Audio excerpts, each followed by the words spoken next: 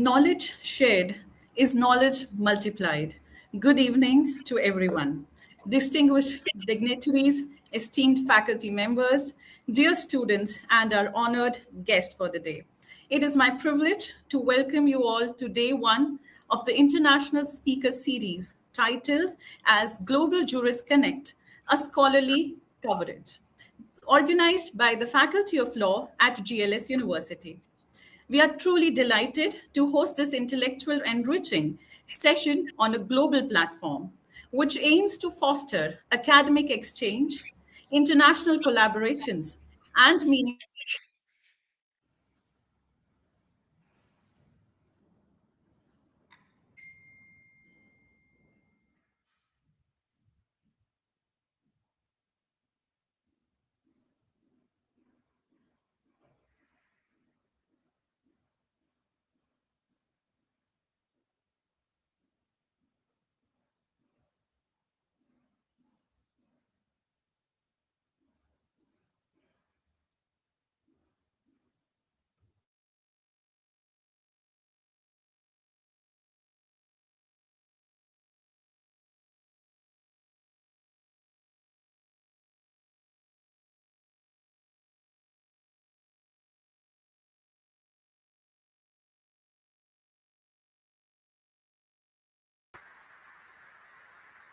I think there is some technical problem at the part of the moderator. Good evening to everybody. Dr. Simon, welcome on this e-platform of the Faculty of Law, GLS University. And I request our respected Executive Director, Dr. Shanti Kapadia ma'am, to welcome the guest and inaugurate this entire series of 5 days, the Global Jurist Connect, a scholarly convergence. Over to Dr. Shanti Kapadia ma'am. Ma'am is a very distinguished personality and the founder, CEO of the GLS University. And I will say that the 2.0 actually for the GLS University, the new thinking of the GLS University, the person behind everything is our Honorable Chandni Kapadia ma'am. There are a lot many,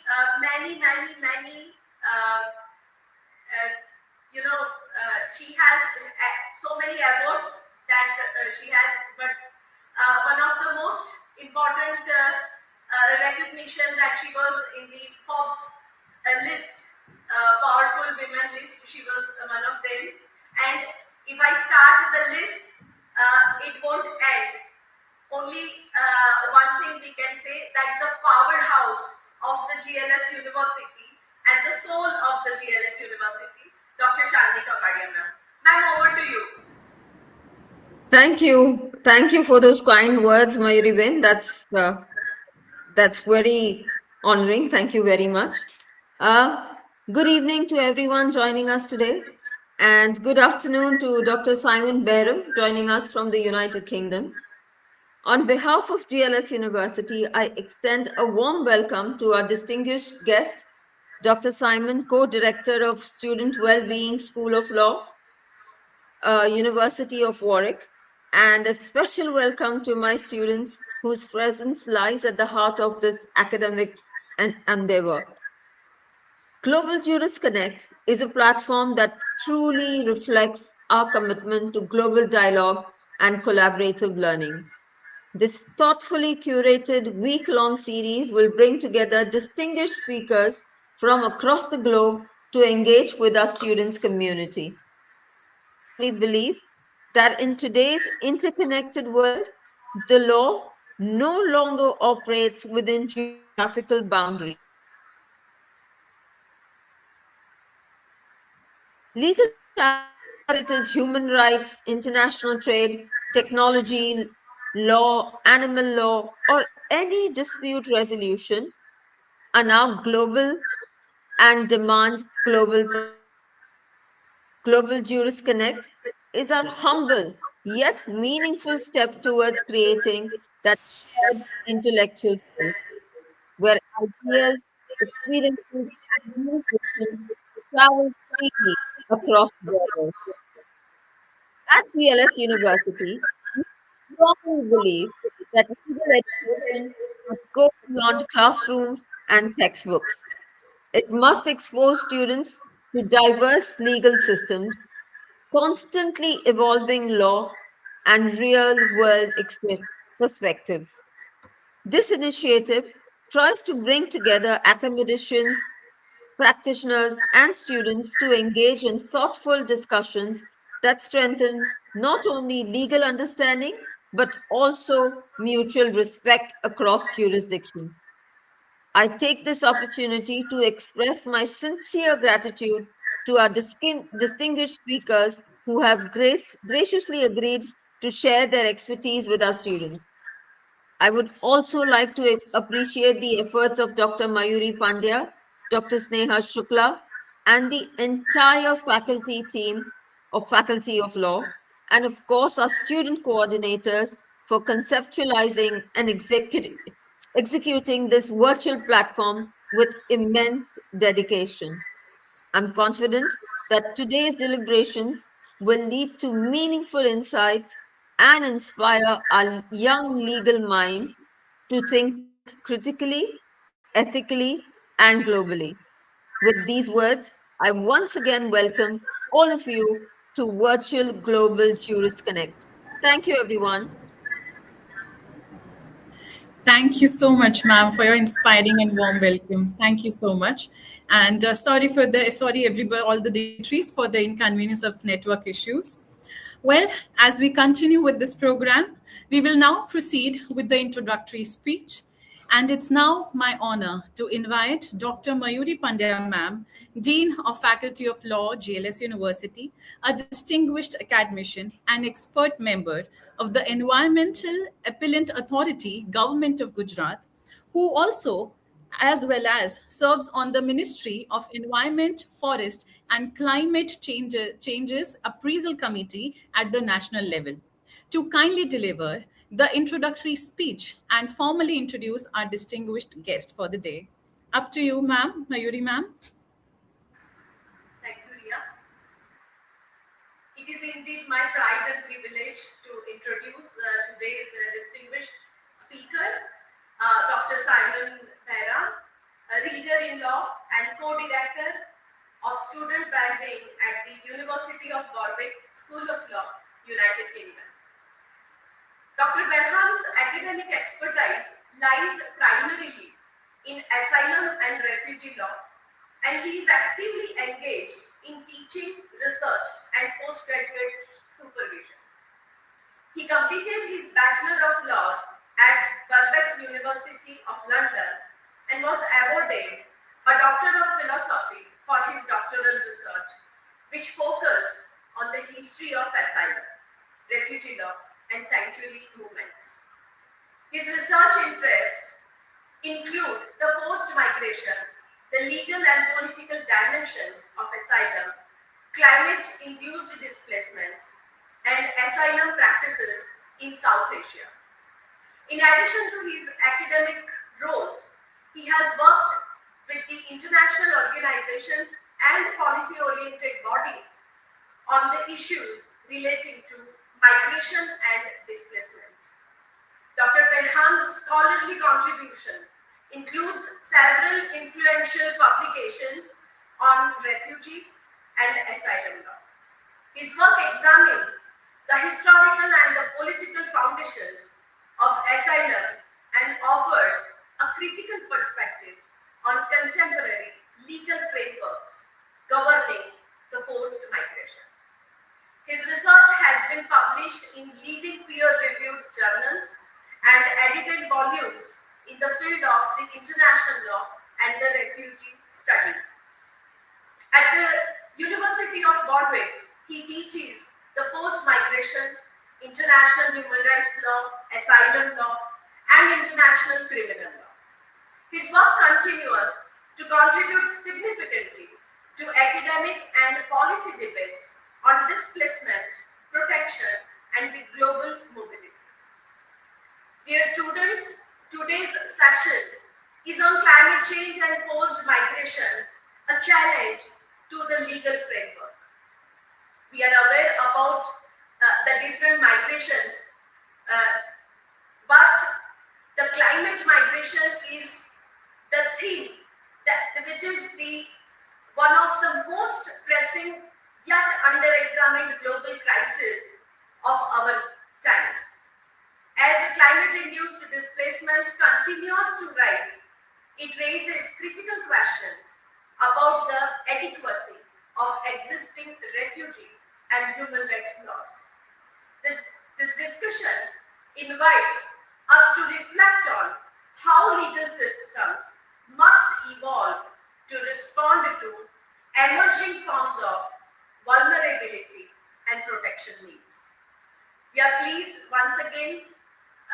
We are very happy that Dr. Simon Behram is with us today and look forward to his address.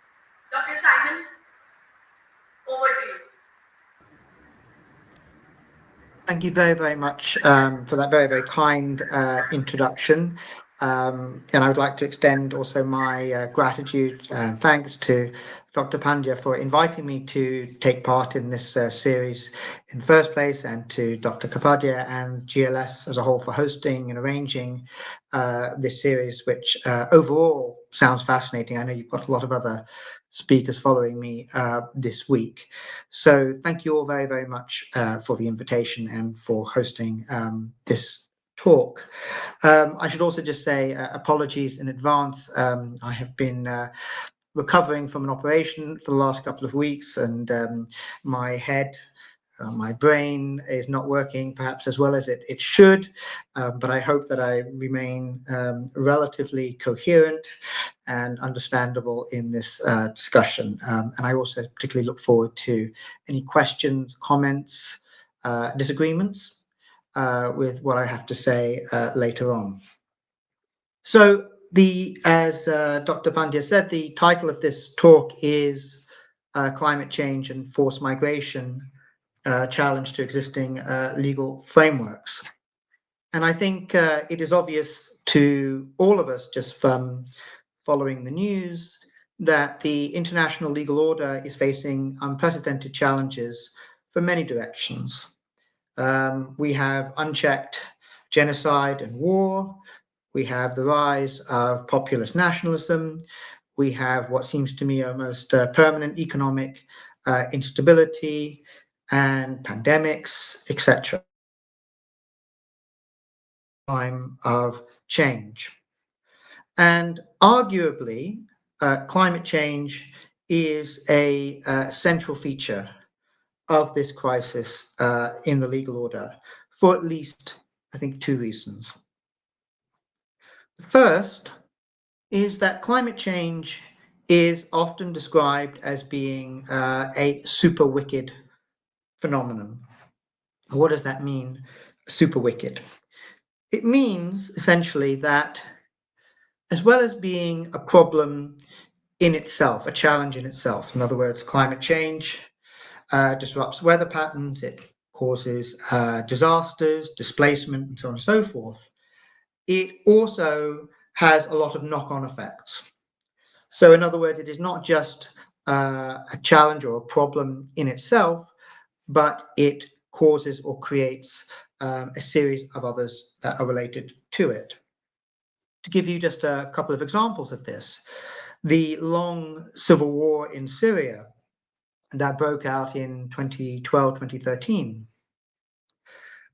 began in the center of that country in an area which had had, prior to the outbreak of that war, 5 years of prolonged drought, the worst drought in its history, that had caused a collapse in farming, increase in poverty, starvation, etc., scarcity of resources.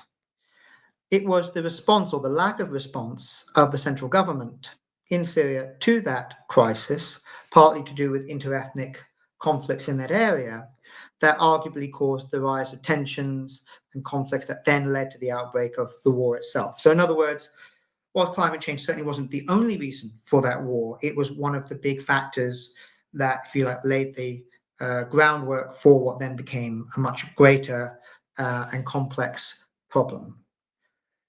Equally, the recent arguments or tensions around Greenland, with the President Trump seeking to take control of that area, also has its roots, partly at least, in climate change. Why? Well, because when they talk about the security issues over that area, it's because climate change is melting the ice caps, which means that it is now more possible to move within, to have sailing pathways through the North Pole, and that creates security challenges because obviously Russia and America and so on have much greater proximity in that part of the globe. It also, because of the melting of glaciers in Greenland, it opens up the potential for exploitation of oil and other natural resources that hitherto have been inaccessible, and therefore that creates greater competition for those resources. So this is just a couple of examples of how climate change, as well as causing the problems that we're all familiar with in its own terms, extreme weather events and wildfires and so on, leads to other issues of conflict, of violence, of geopolitical tensions, etc. But climate change is also a central feature of the crisis in the international legal order for a second reason, which is that it is a phenomena, as I will seek to argue here, that challenges long-standing foundations of how we understand legal rights and legal responsibilities within the global sphere.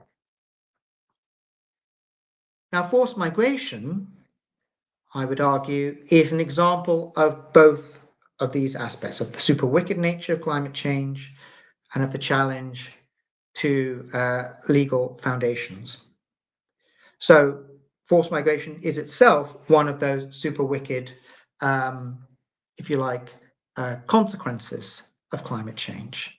So it is by, increasingly, devastating weather events, the destruction of land that is no longer able to produce food or other crops, and so on, is causing people to leave their habitats, is forcing people to move either internally within their countries or across borders. But in terms of reconceptualizing or challenging preconceived notions of legal rights and responsibilities, when assessing what rights these, what we might call climate refugees or climate migrants, the terminology is very controversial. I don't have time to get into that really here today, but whatever. We can talk about either climate refugees or climate migrants. That in terms of assessing what rights they have and who owes them a duty of protection, a duty of care, a duty of restitution of rights, these go to the very foundations and challenge the basis of international refugee law and international human rights law, as well as what we might say is a sort of historical tradition of Westphalian state sovereignty. In other words, the idea of exclusive control over international borders, movement of population across borders, and so on and so forth. And I will come on to explain what I mean in that later on. But before I do, let me just give you a little picture of how climate change is causing forced migration, increasing forced migration, changing radically the patterns of forced migration. So climate change impacts are multifaceted. The basic starting point is that it is the warming of the global temperatures as a result of the burning of fossil fuels that releases carbon emissions into the atmosphere, and that then warms the overall global temperatures. This, through the melting, as I mentioned before, of Arctic ice caps, of glaciers and so on, is leading to rising sea levels, which obviously is then inundating coastal areas, coastal cities, and causing increased flooding and disruption in that respect. We have in the Pacific small island nations, some of which are very so small and you may never have heard of, but island nations such as Vanuatu and Kiribati and Tuvalu, and places like that, the Maldives, which are very low lying, and indeed their entire territory is at risk of being inundated as a result of even relatively small rises in sea levels. We have severe weather events. So with the warming of surface temperatures on the world's oceans, this increases the incidence and the severity of hurricanes. We have increased wildfires. Again, that's obvious with the rise of temperatures, drying out of particular areas of land and so on. So we saw, for example, last year in Southern California, is increasingly displacing and destroying people's habitats and forcing people to move elsewhere. We also have the phenomenon of desertification, very sort of ugly and awkward term, but essentially describes the way in which desert areas, particularly in North Africa around the Sahara, in Central America, for example, in areas, for example, of southern Mexico, where the desert is essentially expanding. That the desert is encroaching on what had previously been fertile land that was farmed and so on, and that is now no longer fertile or capable of producing crops. And to give you an example, in North Africa over the last 30 odd years, according to the UN, it is estimated that something in the region of about 15 million people have been displaced from their homes as a result of that phenomenon.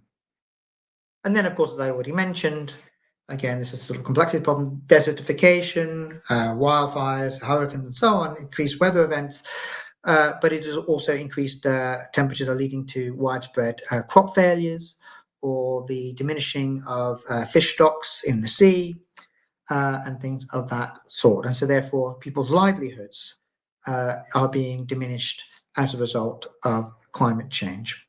Now, some of these impacts are what we call sudden impacts. So a hurricane, a wildfire causes an immediate impact, a sudden event, which causes people to leave immediately at the risk of their lives and their livelihoods. Now, that is, in one sense, relatively easy for us to conceptualize in terms of thinking about protection needs. In other words, a hurricane destroys someone's home. Well, it's obvious. Okay, they've lost everything. They need relocation. They need help with rebuilding their lives. It's an immediate, urgent disaster.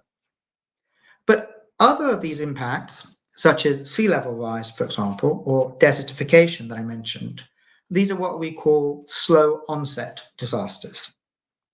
In other words, you don't wake up one morning and look out your window and what had previously been a green field has turned into the desert. You don't wake up one morning, go downstairs and find the sea is up to your knees. That is not how these phenomena work. They are slow, they are gradual. And of course, in situations like this, you can start to see the impacts long before they become life-threatening.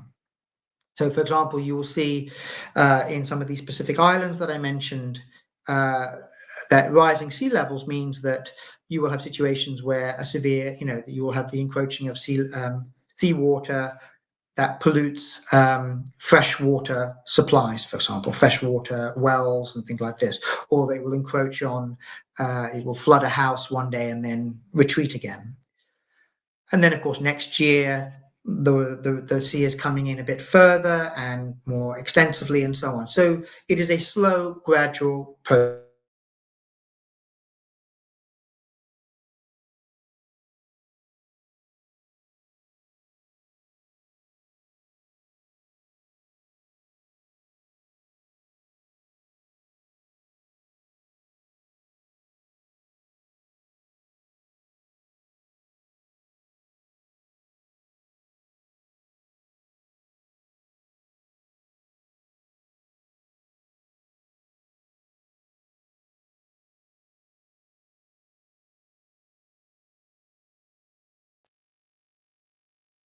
Hello there. Sorry, I don't know if I lost my connection or the connection disappeared there for a second. My apologies.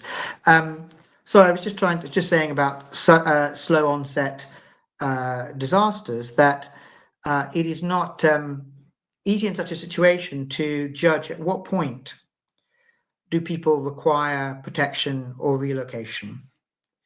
At what point does that slow sea level rise, the gradual encroaching of the desert, and so on and so forth, at what point does it become a crisis requiring some kind of intervention of legal protection or relocation? Because, of course, people are not going to wait until, the water is up to their necks. They're not going to wait until the crop failure is so extensive that they're going to starve to death. They're going to see the incremental deterioration of their ability to live in such lands, and they're going to seek to move ahead of that. Okay? But the question then becomes, at what point is it severe enough that it is a forced migration and not, for example, say, just a choice to move for a better quality of life? Okay, and that will be illustrated by a case I'll come to in a little bit. Okay. Now, in terms of some of the statistics and the kind of numbers that we're talking about, in 2024, which are the most recent statistics that we have, the Internal Displacement Monitoring Centre, which is based in Norway and is the gold standard for monitoring such displacements, estimated that in that year, 2024, there were 20 million displacements caused by conflict and violence, by war and violence, which are the sort of typical forms of displacement that we might consider. In contrast, there were almost 46, or 45.8 to be exact, 45.8 million displacement caused by disasters. And of course, not all disasters are necessarily climate change induced or related. For example, earthquakes, volcanic eruptions are not in any way directly or even, I think, indirectly related to climate change.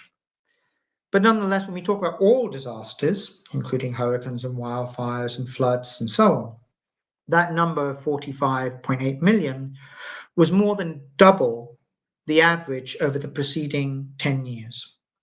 So in other words, something is happening to make the impact and severity of disasters much, much greater than it was before. And the key element to that, I think is agreed to by almost all reputable scientists, are the impacts of climate change. So that's a sort of picture of the sort of scale of the issue and the nature of the issue. And I should say as well that in terms of projecting forward, the estimates for the total numbers of people displaced as a result of climate change is commonly estimated at somewhere in the region of about 200 million people by the year 2050. So by the middle of this century, in another 24, 25 years time. And that number dwarfs the number that are displaced in wars, such as the Syrian civil war, the Ukrainian war at the moment, all these sorts of things, where typically we're talking about tens of millions or single millions. Indeed, actually, the worst single recorded forced displacement in history, and one that I'm sure many of you will be familiar with, is that of partition in 1947. So the partition of India and Pakistan, in which something around 14 million people were displaced across those new borders. So you can see how the impacts of climate change are radically reshaping the patterns of forced migration, in which predominantly it will become in this century, potentially, much more around disaster and climate change and weather events rather than war and conflict and so on. Now, what are the challenges to the existing legal frameworks when it comes to the protection of climate change forced migrants? So the most obvious, perhaps, legal framework that would apply in such situations is that of international refugee law, mainly determined or mainly codified in the 1951 Convention on the Legal Status of Refugees. Now, key to that legal framework of refugee law is the notion of persecution. In other words, in order to qualify for refugee status, for protection, for asylum in another country, a country other than your own, than one of your own nationality, is that you must establish that you have a well-founded fear of persecution from a state or a non-state actor. And this framework appears incompatible with the situation faced by climate migrants, climate refugees. And this was tested in a case known as Teshiota in New Zealand. Some of you may know about this case. It's become quite a well-known case, but I'll just, in case you don't know it, I will introduce you to it. So the Teshiota case involved a family originally from Kiribati. It's one of those low-lying Pacific Island nations that I mentioned before, who, as a result of the deteriorating economic conditions in that state, partly as a result of climate change, had relocated to New Zealand, begun a family there, started a life, worked, and so on. For various reasons I don't have time to go into, their work visa permits expired and they failed to renew it, and they were under threat of being forcibly returned to Kiribati by the New Zealand government. In order to resist that deportation, the Teshiota family claimed refugee status under international refugee law. And this claim went all the way through the New Zealand courts, all the way up to the Supreme Court. And the decision was the same at every level, which was simply that, yes, climate change can be devastating, it can be harmful, it can cause all kinds of problems. But in no way can we understand the impact of a hurricane or rising sea levels as persecution. I mean, hurricanes or wildfires do not target people on the basis of their race or their religion. They have no consciousness at all. It's a weather event. And so therefore, to talk about persecution in the way that we would commonly understand it, as the intent to do harm to someone or some group because of some aspect of their identity, simply does not fit the framework of international refugee law. And I think that essentially is the last word on the matter when it comes to refugee law. There are some scholars who tried to creatively argue that refugee law could be reconceptualized in some way or another. I personally don't think that's possible for various reasons. But there is an alternative to refugee law, which would be human rights law, which is much more broad-based and seemingly universal. And the idea, of course, of human rights is that we all have rights to basic things: the right to life, freedom from, torture, the right to safe environment, the right to education, etc., etc. And arguably, you could say that people whose livelihoods and lives are being threatened and disrupted in such a way by climate change are having their fundamental human rights also violated. However, human rights traditionally, typically, is based on the idea that there is an identifiable actor who is causing harm to an identifiable victim. And again, when we're looking at climate change and its impacts, that is often very hard to prove. And I'll give you here an example. In 2007, the Inuit community, the sort of native communities of northern Canada who live in the sort of above the Arctic Circle in those areas. As a result of climate change and as a result of the melting of glaciers there, this was radically affecting their livelihoods and their ability to continue their communities in that region. And they brought a petition to the Inter-American Court of Human Rights against Canada and the United States, on the basis that Canada and the United States, being two of the, historically certainly, states that have most contributed to climate change through fossil fuel emissions, carbon emissions, industrialization, and so on, that they were responsible for the impact on their communities in that subpolar region. And the Inter-American Court of Human Rights dismissed the petition out of hand, on the basis that, sure, you could say that America, the United States, and Canada had contributed to climate change, but it is not the case that you can show that somehow the carbon emissions coming from those two countries essentially has traveled over to those regions where the Inuits communities live, and if you like, sort of destroyed their communities. That's not how climate change works. It's a global, systemic system. And to simply say this state or these two states or any, specifically are themselves responsible is not logically possible to establish. And so that's why that petition was dismissed out of hand. And this is very distinct from a situation, for example, in, if you like, human rights, where somebody says, I've been a victim of torture or, repression of freedom of speech, and they can say this government or this group tortured me, or this government or this group has denied my right to freedom of speech. You have a clearly identifiable actor who has committed an act that has impacted a clearly identifiable victim. But that seems to be much more difficult to prove when we are looking at climate change.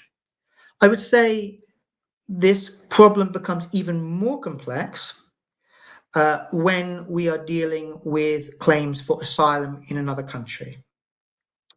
In other words, when I'm talking about that Inuit petition to the Inter-American Court, their claim, they weren't saying, we want to cross a border. Their claim was simply, you have affected our habitat, we want compensation, essentially what it came to. We want some kind of financial compensation. But when people are saying, not only are you responsible for my displacement, but I have and obviously one of the things when you're displaced is your fundamental thing is you want a right to move somewhere else. Now, internal displacement is one issue, but when you are trying to cross a border, what basis do you say, to this new state that you are crossing into, you have a duty to let me in, okay? And this becomes even more difficult to prove, okay? In other words, it's one thing to try and prove that this state has caused climate change, and that is also difficult in itself. But then it's not necessarily the case that the country you are seeking asylum in is the one that necessarily most responsible for climate change. So why do they have a responsibility to grant you asylum? And this becomes even more complex, okay? Now, there have been attempts to try and shoehorn this question within human rights. And again, we go back to the case I just mentioned, the case of Teshiota, where they tried to see if they could find a way of applying human rights in this context. So what happened to Teshiota? I said his case went all the way through to the Supreme Court of New Zealand. 1 week after the Supreme Court refused his application for refugee status, he and his family were deported back to Kiribati. Now, the family then, Teshiota, then launched another case, another claim against New Zealand, this time not for refugee status, but this time with the Human Rights Committee, which is a committee that adjudicates violations of the International Covenant on Civil and Political Rights, which is one of the cornerstones of international human rights law. Specifically, they argued that New Zealand, by sending them back to Kiribati, had violated their right to life. How so? Well, I need to explain to you, first of all, a very important principle of international law known as non-refoulement. Non-refoulement is another rather awkward term, sort of mishing together of English and French. But essentially, the principle states that countries are prohibited from deporting people, anyone, doesn't matter who they are, to a place where their right to life or right to freedom from torture would be violated. In other words, if somebody's in your territory, it doesn't matter whether they're a refugee or a criminal or a terrorist or a tourist or whatever it is, But if you want to deport them back to, you say, right, they don't belong in this country, that's fine. But you are not allowed to send them back. And obviously, the only place you would send them back would be the country of origin. If in that country of origin, it can be established that they would face a serious threat to their life or well-being, then the country is prohibited in international law from sending them back there. Okay.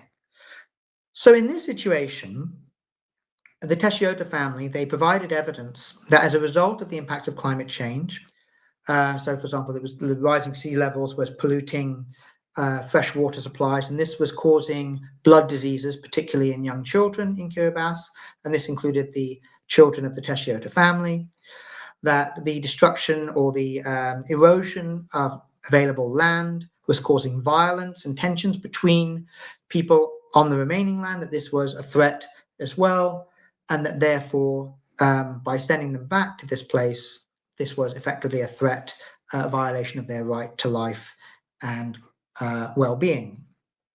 Okay? So this went before the Human Rights Committee. And again, their claim failed at the Human Rights Committee. Why? Well, one reason, and this goes back to the point I made earlier about the difficulty of dealing with what we call slow onset disasters. So while it was agreed in the case by all sides that Kiribati is likely to become completely uninhabitable in probably around 15 years' time, that was not an immediate threat to life. In other words, things could change.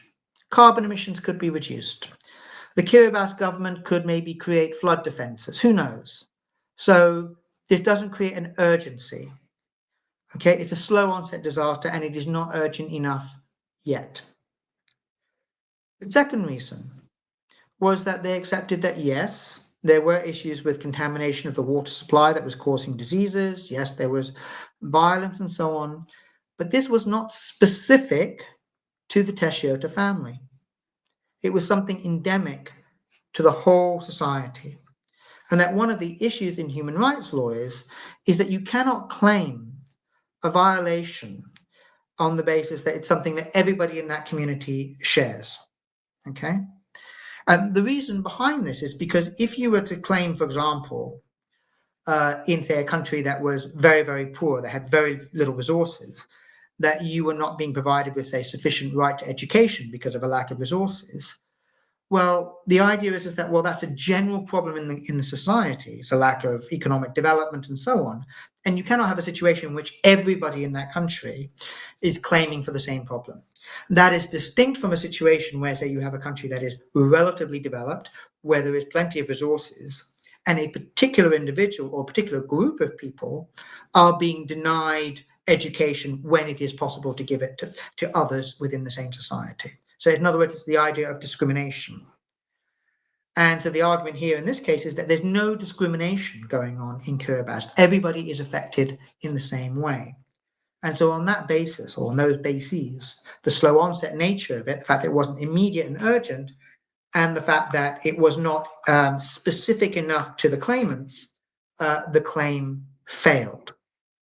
So in other words, what I'm trying to say here is that human rights, certainly in the way that it's conceptualized as a legal solution, in the way it's supposed to address problems, does so in a way that is very individualized in a certain way, and is conceptualized on the basis of immediate and severe, if you like, harms, rather than gradual, slow onset, cumulative harms. So that's some of the issues with human rights. Now, some of you may be familiar with the fact that last year, 2025, there were two landmark advisory opinions, one issued by the International Court of Justice and the other by the Inter-American Court of Human Rights. And both of those advisory opinions were specifically about state responsibility in regards to harms caused by climate change. Now, advisory opinions, I'm sure as law students you're all familiar, but just to clarify, advisory opinions are not binding statements, but they are supposed to be authoritative. They're not adjudicating a claim. It is simply the courts giving an interpretation that is supposed to guide jurisprudence in other tribunals and other fora as to what the state of the law actually is, or how to interpret the law.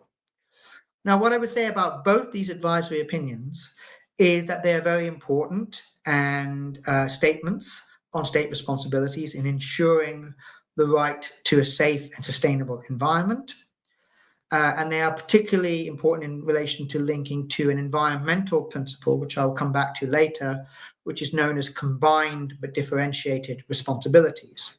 Just in a nutshell, combined and differentiated responsibilities, which is just commonly referred to as CBDR. The CBDR principle essentially says that all states together, collectively, have a collective responsibility to the peoples of the world to ensure a right to safe and sustainable environment. But of course, within that, there are differential responsibilities. Some states are responsible for more carbon emissions than others, historically, contemporaneously, and so on, okay? Nonetheless, whilst this is a very important statement of principle and interpretation of the law, it is still to be worked out how this is applied to specific claims and to specific cases. So we will see. As I said, because it's an advisory opinion, it's not a decision in that sense. We will have to see how it gets applied. But also, in neither case do they address the issue of the right to cross borders, which is obviously of particular importance to forced migrants, okay?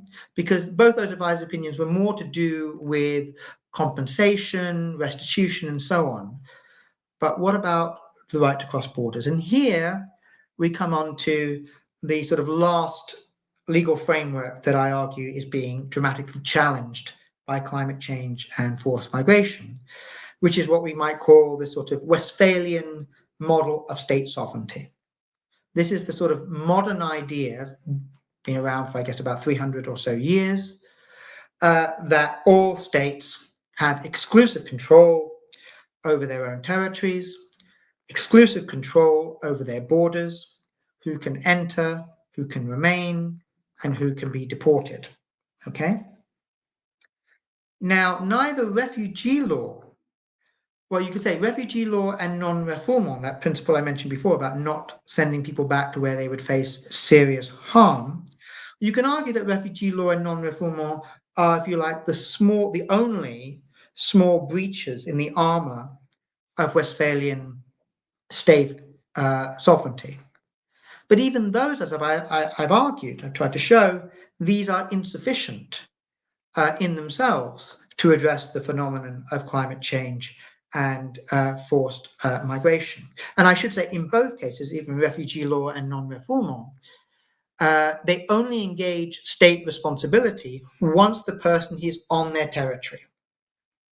In other words, if somebody is already, if you like, in India, for however they got into the country, then the responsibility of the Indian government not to return them to where they would face harm is engaged. But if somebody is sailing on a boat in the Bay of Bengal, or if somebody is, at the border with Bangladesh on the Bangladeshi side and says, I want to come in to India because I'm facing persecution back home, wherever they've come from, the Indian state has no duty, no responsibility to admit them in the first place. The only duty and responsibility they have is once that person has already crossed. In other words, even non-refoulement and refugee law don't give people the right to cross borders. It only gives people the right to resist deportation once they have already crossed the border. And of course, as we know, it's becoming harder and harder for people to cross borders for all sorts of reasons.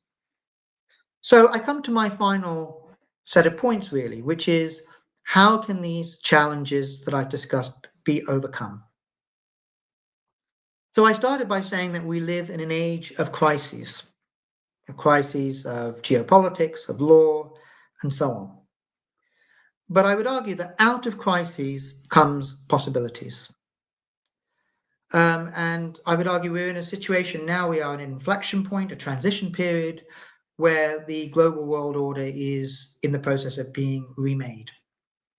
And it can be remade in negative ways, in ways that we may not like, but potentially it could also be remade in ways that are progressive and that take us forward and that create better possibilities for us in the future. And some of the, I want essentially two areas or 2 points in which I think there are possibilities or ways in which we will need to reconceptualize or reframe international law to meet the challenge of climate change and forced migration are the following. The first is to radically develop categories of collective rights and responsibilities. In other words, one of the real problems that I've identified with refugee law and human rights law is that they are fundamentally predicated on individualized concepts of harm and protection. This particular person or group has harmed this particular person or group. But that is, as I said, not the nature of how climate change operates. Now, the notion of collective rights or collective responsibilities is already a feature of environmental law. So I mentioned that principle of combined but differentiated responsibilities, which I think is critical to any way in which we're going to think about this problem, okay? But even there, it requires a human rights dimension. In other words, the principle of CBDR, of combined but differentiated responsibilities, really only operates at the level of what should the polluters, the people responsible for climate change, what should they contribute to mitigating the problems that they have caused? But the question still remains, what about the agency of the people affected, the people forced to move? In other words, we can say, okay, these states have these responsibilities. But if you're somebody who is forced to leave their home and to cross a border, which countries can you go to? Can you only move to countries that have polluted the most because they're more responsible? Or can you move to the country that's just next door to you, which may be what you prefer because it's closer, maybe a common language, religion, ethnicity, and so on? People may not want to move halfway across the world to one of the richer countries just because they are one of the greatest polluters. So in other words, where is the choice? Where is the agency of the people who are forced to migrate to decide when and where to move? Okay. And then, of course, there's the question of once they have moved, what are their rights in exile? In other words, are you just going to be a refugee forever? Will you have a pathway to citizenship? This is a particularly acute problem when we look at those small island states I mentioned in the Pacific, where the entire state, the entire territory is predicted to disappear. In other words, a whole state will disappear. What happens to that state? What happens to their identity as Kiribati people, as people from Vanuatu? Do they keep their identity? Do they keep their autonomy, the right to make laws, etc., where they go for themselves? So these are questions that need to be addressed too, but they are all collective questions. They're about collective identity, collective autonomy, and so on. I would say already, sorry, I think there's an interruption there. I would say there's already an increasing feature of the notion of collective rights in shifts in asylum policy, which I think is quite interesting. I mentioned the 1951 Refugee Convention, this very individualized notion of protection that has existed for over 70 years. But in policy terms, we may be entering into a new era. So, for example, if you look in Europe, the application of what was known as the Temporary Protection Directive to Ukrainian refugees, where instead of saying, oh, every individual needs to claim asylum, a decision was made that after the Russian invasion in 2022, that Ukrainians as a whole were allowed to cross the border to seek protection. In India, the 2019 Citizenship Amendment Act is a radical change. Although India has never had refugee law before, it's not part of the international refugee law regime, The 2019 Citizenship Amendment Act, as I'm sure you all know, on a group basis, allows all peoples of certain religions, Hindu, Jain, Christian, and so on, from Pakistan, Bangladesh, and so on, to enter, or not to enter, but to have their situation regularized in India.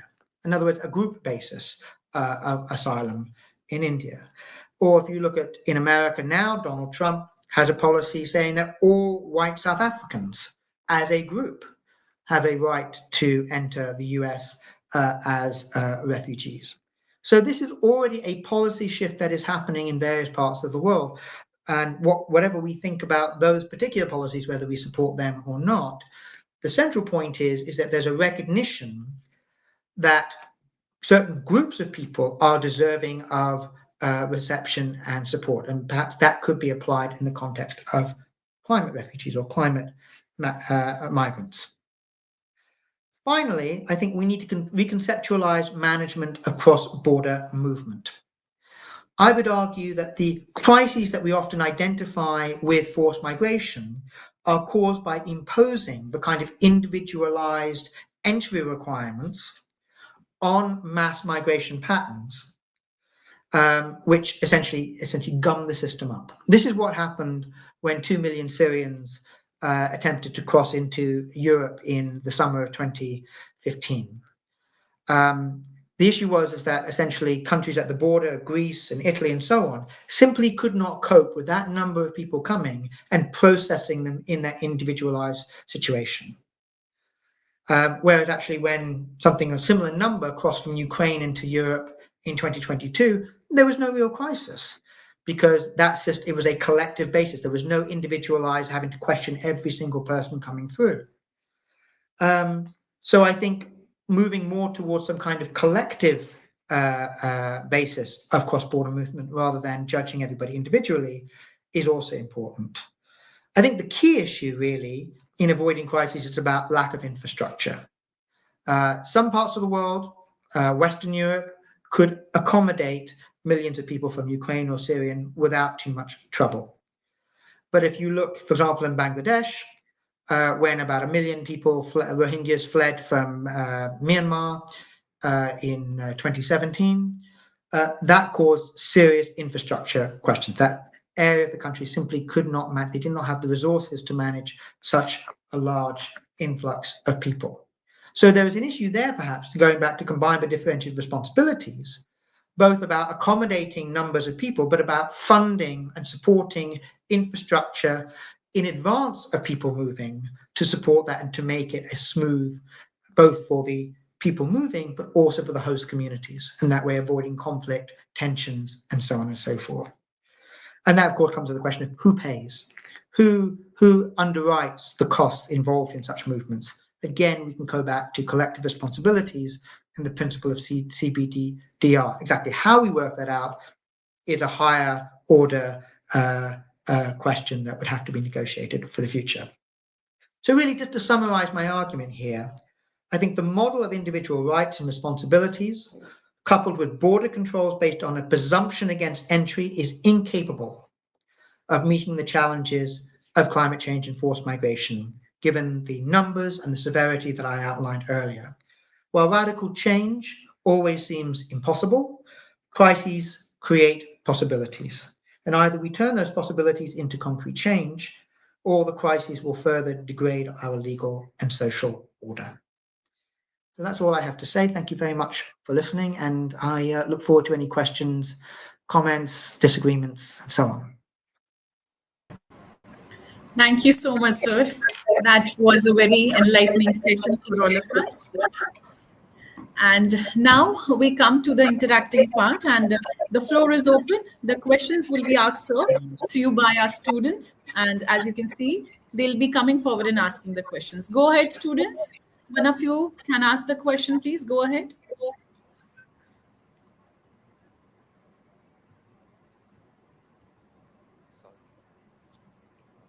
Good afternoon, sir. Am I audible?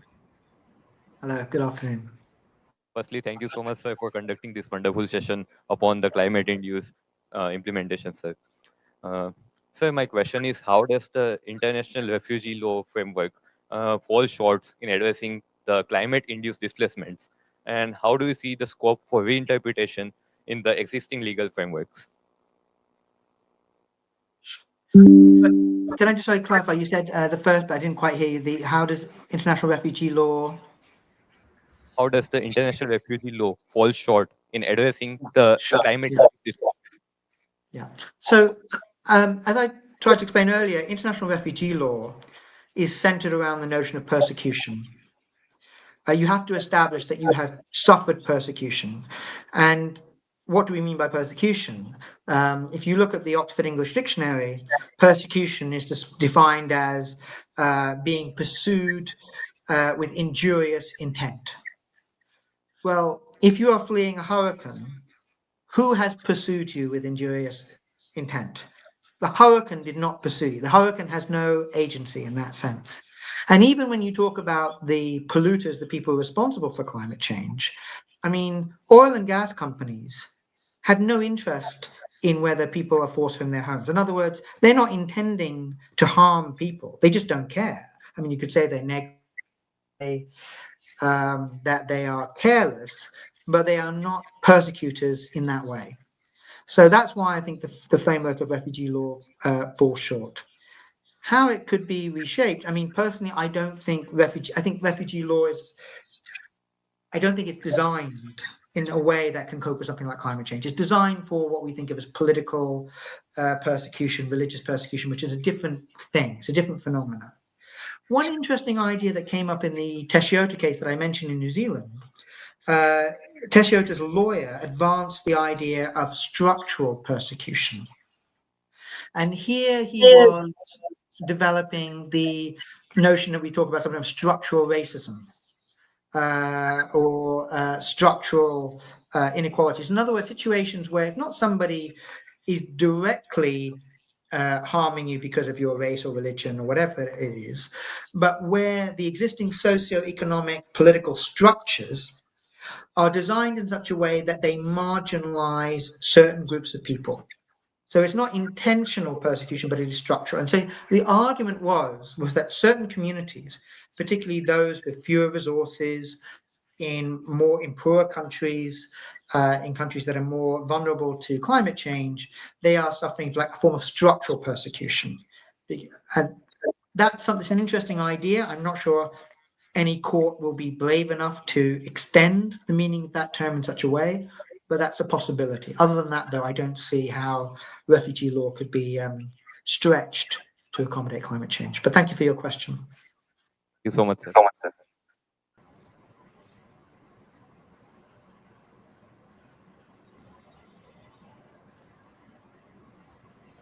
Good afternoon, sir. Hello, good afternoon. Yes, sir. Sir, in course of repetition, but I want to ask you that whether the refugees, the climate refugees, would be the climate migrants would be covered under the definition of refugees under the 1951 Convention of Refugee. Can you please take us to that part? Yes, you have covered it all in your session, but in course of repetition, to be specific, whether the migrants of climate migrants would be covered under the definition of refugees. Yeah, I mean, I don't have anything to add in the sense of what I answered just before, which I don't think that the 1951 Convention can cover the impact of climate. What I would say, I mean, there are potential alternatives. So, for example, in Africa, the Organization of African Unity, which is now known as the African Union, to sort of interstate body for Africa, they have a convention. There's the OAU Convention on Refugee Status, which comes from 1969. And in their definition of a refugee, they refer not just to persecution, which I mentioned, but they refer to people who are fleeing a generalized violence or breakdown of law and order. Now, it is possible in that way, under those terms, to conceive of the effects of climate change, which cause potentially generalized violence or a breakdown of law and order. In other words, that the means of life essentially break down. that could be applied. But of course, that only applies in Africa. That's not a global legal system. Thank you very much, sir. You're welcome. Good afternoon, sir. Am I audible? Hello. Good. Am Oh, I I should say audible? good evening. I know it's my afternoon, but it's your evening. So good evening. Good evening. Thank you for all your wonderful insights. But my question is that you have already said that these small island nations are facing a lot of issues with respect to even the disappearance of their state, and Mm. ICJ still not has declared any of the state as stateless or non-state as of right now, as of today. Mm. So, sir, so my question is that then what is the responsibility that these big nations who are projecting such big amount of carbon dioxide emission, carbon Mm. footprints that they're having? So, what is their responsibility as to these migrants who do not have a place, who do not have a habitat anymore? Mm. Because since like many other acts in the international law come under the umbrella of Jus Cogens acts, and hence they are not to be violated, but these kinds of emissions that we are projecting, that does not come under Jus Cogens, and hence we are doing it freely at our own free will. So there should be some kind of restriction. This is what I feel. So what are your opinions on that? Thank you. No, thank you very much. I mean, that's a very, very good question. And the situation of these disappearing Pacific Island nations presents us with a completely new legal problem. Because, of course, states have come and states have gone, states have disappeared. The Soviet Union doesn't exist anymore. Czechoslovakia doesn't exist anymore. Yugoslavia doesn't exist anymore. But the point about it is those were legal or political entities that disappeared. The people were still there, but they just created a new political or legal entity or constitutional entity for themselves. What we've never experienced before is a situation where the state, if you like, exists, the legal order exists, but the territory on which that state depends disappears. And you're quite right. Which states owe a duty to them? In other words, that's a complex problem because not only are we saying, okay, these people can come. So, for example, Australia has signed an agreement with Tuvalu, for example, to allow a certain number of people from Tuvalu to come every year to Australia.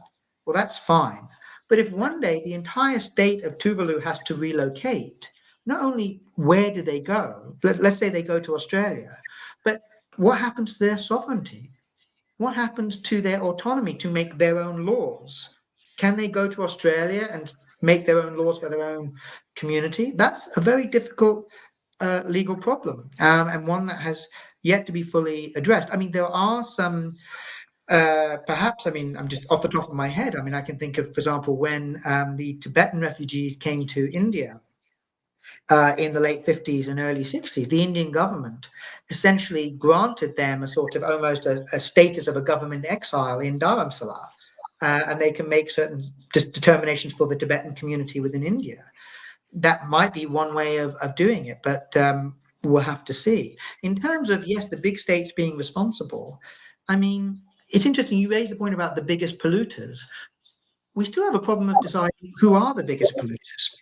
Why? Because certainly it is true historically, the biggest polluters are the United Kingdom, the United States, Canada, Germany, France, and so on, who over the last 150, 200 years have been industrializing, have been releasing carbon emissions into the air, which has been increasing Earth surface temperatures.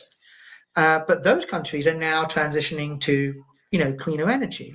And so they say, well, the biggest polluters today are not us, it's India and China, because they are burning more coal than we are.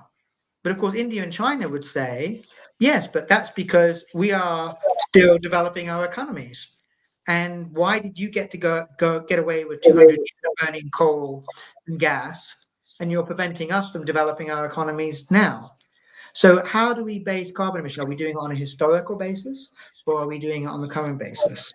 I think there are ways of doing that. I think there are ways of calculating that, but it is not an easy one. It is not an easy one. But yeah, hope that answers your question. Yes, yes. Thank you so much. You're welcome.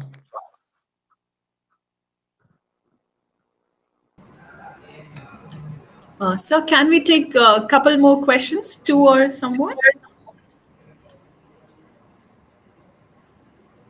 Sir, am I audible to you? Dr. Simon, am I audible to you? Oh, yes, yes, you are. Yes, yes, that's fine. Yeah, of course you can. Sorry. I wasn't sure you were asking me. I thought you were asking if. No, no, sir, I Yeah. was asking you. Sir, can we take a couple of questions more? Absolutely. Yeah, yeah, I'm happy to take more All right, yeah. questions. Excellent. Okay, sir. Yes, any student, please come forward, dear. Yes. Good evening, sir. Sir, am I Yeah. audible? Good evening. Yes. First of all, thank you so much, sir, for such an insightful session. So, my question is how this regional legal instruments such as Kampala Convention helps in addressing issues related to climate change and forced migration. Thank you very much. Yes, didn't mention that the Kampala Convention, which you know, and I'm sure, maybe I'm not sure if all of you know, but yeah, the Kampala Convention is an African convention that provides binding rights for internally displaced persons.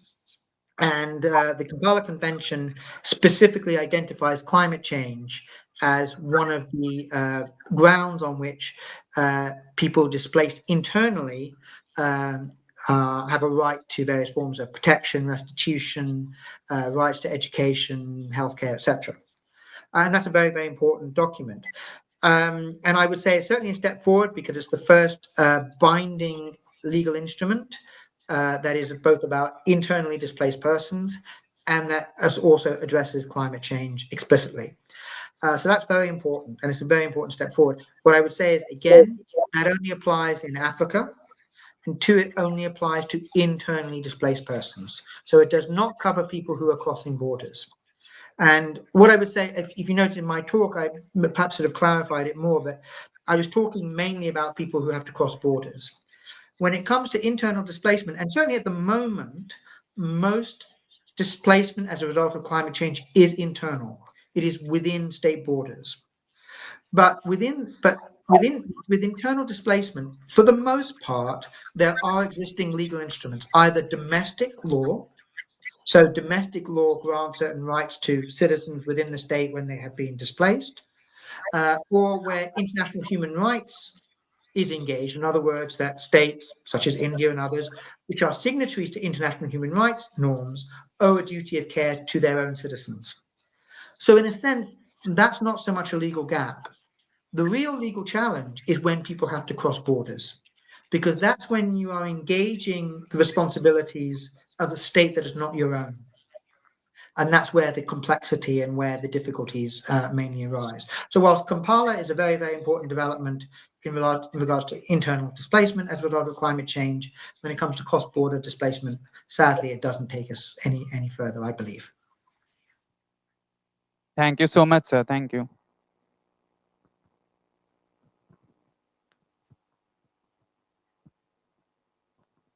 Good evening, sir. Am I audible?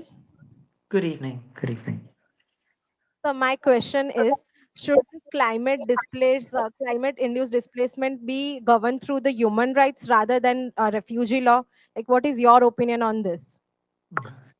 Thank you for your question. Well, I mean, as I tried to show, there are some problems with the compatibility of either legal regime, that neither refugee law nor human rights law at present address the complexities and issues around climate change and forced displacement. I would say, though, that whereas I think refugee law, for the reasons I've outlined before, I would say it's almost practically impossible to stretch or to reconceptualize as it stands.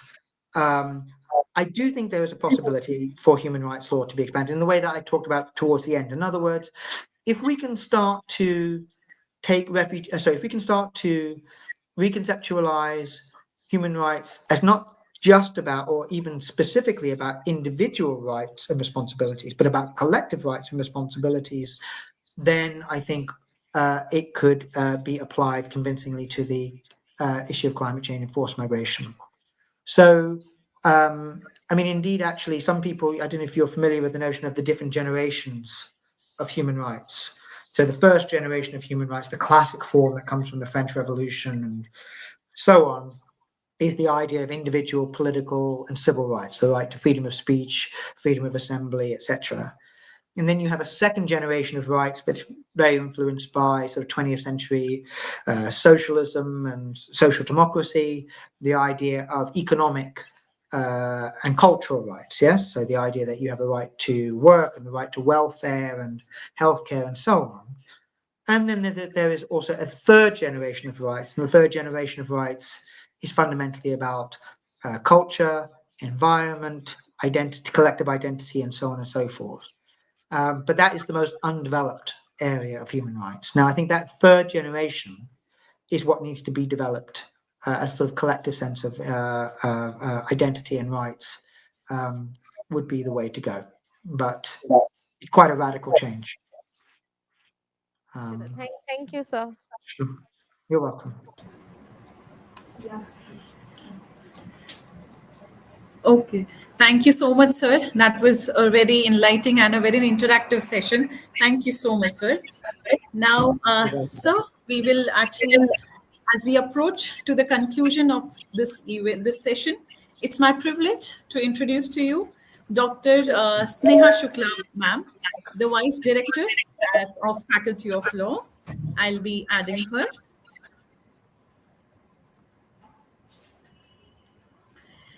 Ma'am, the Dr. Sneha ma'am is an alumni of IIM Ahmedabad with over 20 years of academic excellence. She is a distinguished scholar and academic leader, contributing significantly to research and institutional development. I respectfully invite Dr. Sneha ma'am to kindly deliver the formal vote of thanks. Up to Thank you, you, ma'am. Ria. Thank you very much, Ria. And a very good evening and a warm welcome to all the students and our dignitary, Dr. Simon Behram, sir. Knowledge grows when it is shared, questioned, and reimagined. Echoing the spirit of shared learning, critical inquiry, and global collaboration, I have the honor, on behalf of Faculty of Law, GLS University, to propose the vote of thanks for Day 1 of Global Juris Connect, a scholarly convergence international speaker series. I extend my sincere and heartfelt gratitude to Dr. Simon Behram, reader and co-director of Student Wellbeing, School of Law, University of Warwick, UK, for inaugurating this international speaker series with an enlightening and thought-provoking session on climate change and forced migration, a challenge to the legal framework.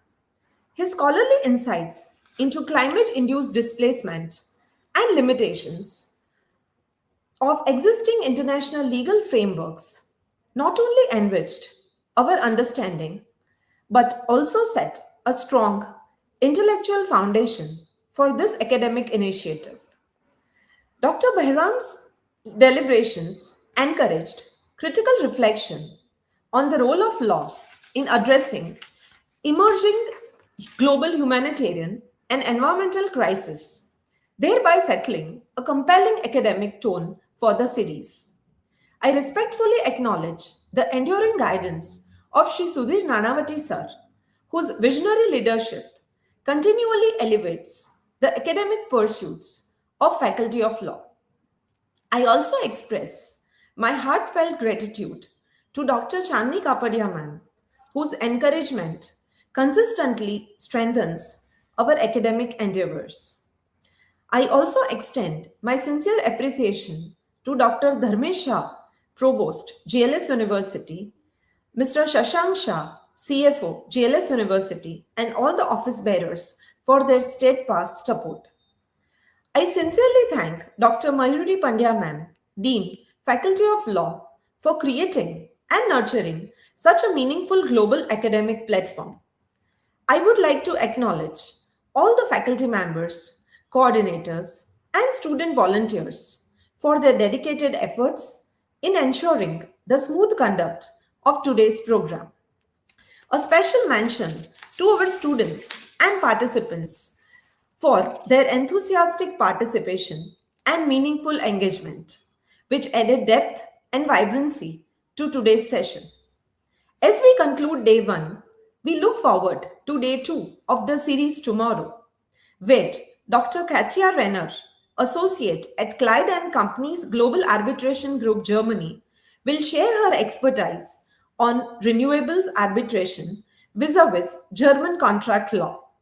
We are confident that this session will further enrich our understanding of the evolving interactions between energy law, contract law, and international arbitration. Once again, thank you everyone for making the inaugural session of Global Jurist Connect, a scholarly convergence international speaker series, a meaningful and successful beginning. Thank you. Thank you so much, Neha ma'am. With this, we conclude today's session. Thank you all for your gracious presence. Thank you, Dr. Simon, for being here and delivering the wonderful lecture for the day. Thank you, dignitaries, Dean ma'am and Vice Director ma'am and all the students. Thank you so much. We come to an end and have a wonderful evening, everyone. Thank you. Thank you very much, everyone. Thank Enjoyed you. this very much. Okay. Bye-bye. Bye-bye.